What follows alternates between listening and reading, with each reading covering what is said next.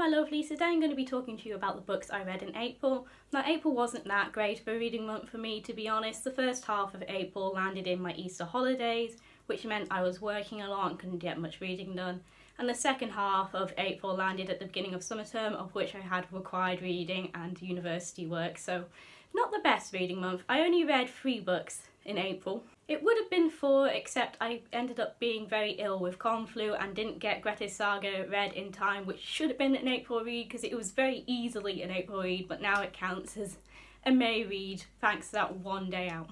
The first book I read was The Night Visitor by Lucy Atkins. This is a book that was on my reading list for my archives module, which means it involves like archiving research, as it is based all around the writing of a book which is based off a Victorian diary. The story jumps between the perspective of Olivia Sweetman, the TV whose story that's wanting to write the book based on the diary that has been discovered, and Vivian Tester, who is the researcher and keeper of the diary. Now, both women turn out to have a lot of dark secrets, and this book unfolds like a gripping thriller, which I was surprised at, because with this book being a recommended read for my archives module, I was expecting something that would involve more factual, be more in the archives. I wasn't expecting it to be a thriller that I was actually sucked into this much. I therefore had no expectations for this book, so I was very pleasantly surprised, because the more this book went on, the more gripping it became.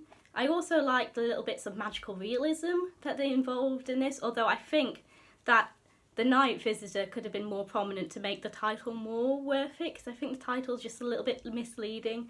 The magical realism of The Night Visitor doesn't come into it that much, but it still has that creepy feel throughout the book without actually being a creepy tale. The parts of this that made it a little bit creepy and maybe connects more to the title than the plot does is Vivian, whose character gets a little bit chilling at times. Vivian's character is definitely one which is unsettling, and is probably the reason why I ended up liking this book so much, because if it had been a straight up mystery, I don't think it would have been my cup of tea, but the little eerie bits and little eerie sections of the book and the little traits that Vivian have are the reason I kept reading this. It's also a nice insight into how historical books come about and the ways in which truths can be obscured. It also discusses historians and whether they are truth tellers or storytellers, which was a really nice discussion and something I'm really interested in. The other reason I enjoyed this book and gave it 4.5 stars is because there were some darker moments and darker plot points, like Bertie, which was really distressing, but I can't tell you what it is because it's quite a big revelation in the book. The reason this is 4.5 stars instead of 5 stars is the ending, because I think the ending could have been cut off maybe a chapter before and this would have made it more impactful. I think actually seeing the police arrive lost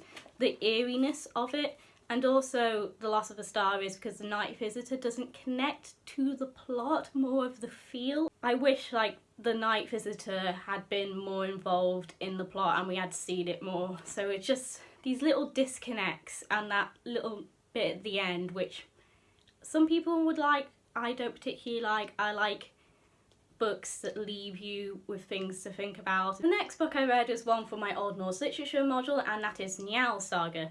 Like most Icelandic sagas, it is written around the 13th century but is set around the year 800 to the year 1000.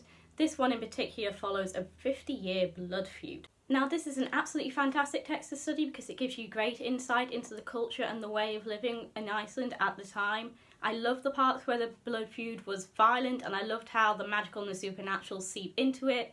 The reason I've only given it 3.5 stars is the normal limitations that you get when reading Icelandic sagas, which is you have to follow a lot of characters, there's a lot of repetitive names, and there's also a lot of genealogies to keep track of. I also dropped it a couple of stars because there were a few times when the feud went to court, and I was really surprised by how much of a legal system there was at the time and how much it was obeyed.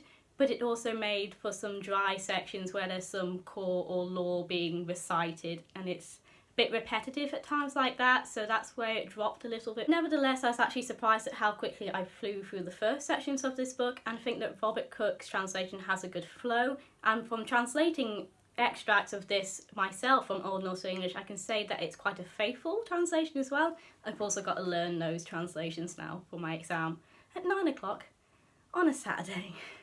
Yay! So overall the storytelling is great in it, just a little bit dry when you get to genealogies and the all thing aspects. I also really appreciate the Penguin Classics edition has Great introduction, a glossary of names, a glossary of things like the all thing, which is the equivalent of court, I guess you would say. It has family trees, it has maps, it has a plot summary, which is also really great for keeping track of the many repetitive names that come with Icelandic sagas.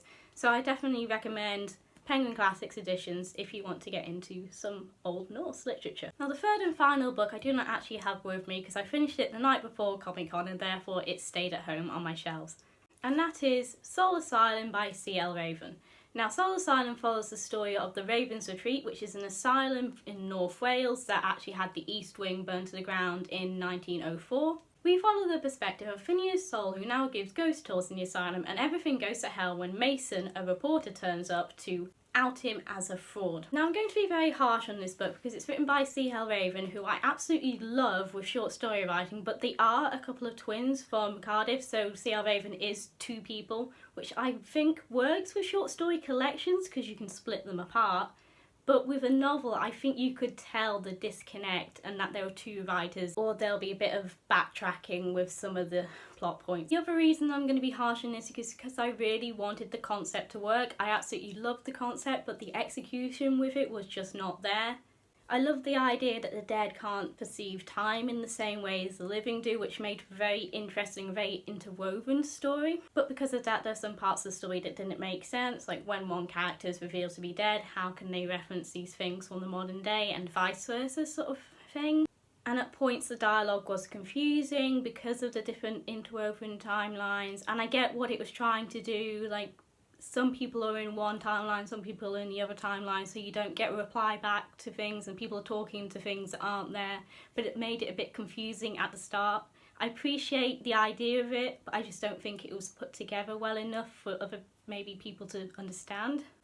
I also think that police and living people's reaction to murder was unrealistic. Like, the whole plot of the book could have been cut off at the start if the police had reacted the way police should have done, by actually slinging this person in jail, which meant the whole rest of the book couldn't have happened if the police had been realistic about it. The other issue I had with this book is that I think it could have been condensed. I don't think we needed 380 pages of this story, maybe half that, because I guess the big reveal like 30 pages into the book, and it's meant to be this big thing at the end. She's like, I've known this for 350 pages. With this big reveal came an unsatisfactory ending, and again things were left a bit unexplained towards the end. I think more time should have been spent on the ending than writing at the beginning. I also think the book needed more editing time to it. They are independent writers, they publish on their own, so I think they could have benefited from an editor, which I don't think they have.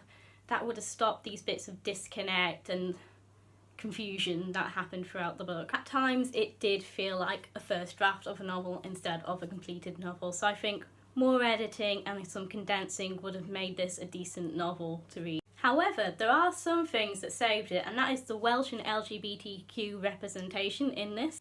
With the writers themselves being Welsh, they like to put a lot of Welsh references in it. The asylum itself was set in North Wales, and you have at the start patients being said to have spoken in Welsh. I just wish there was some continuality with that. It was put in at the start but not carried through with the book. But the other thing that kept me reading was the gay-ghost relationship, because we'd love a pair of gay ghosts. Otherwise I think I might have been tempted to DNF this book.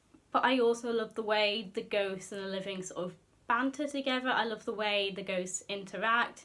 I wish Freddie the puppet had been more prominent in the book to make it a little bit more eerie, but the whole banter and the whole relationship that's in the book is brilliant.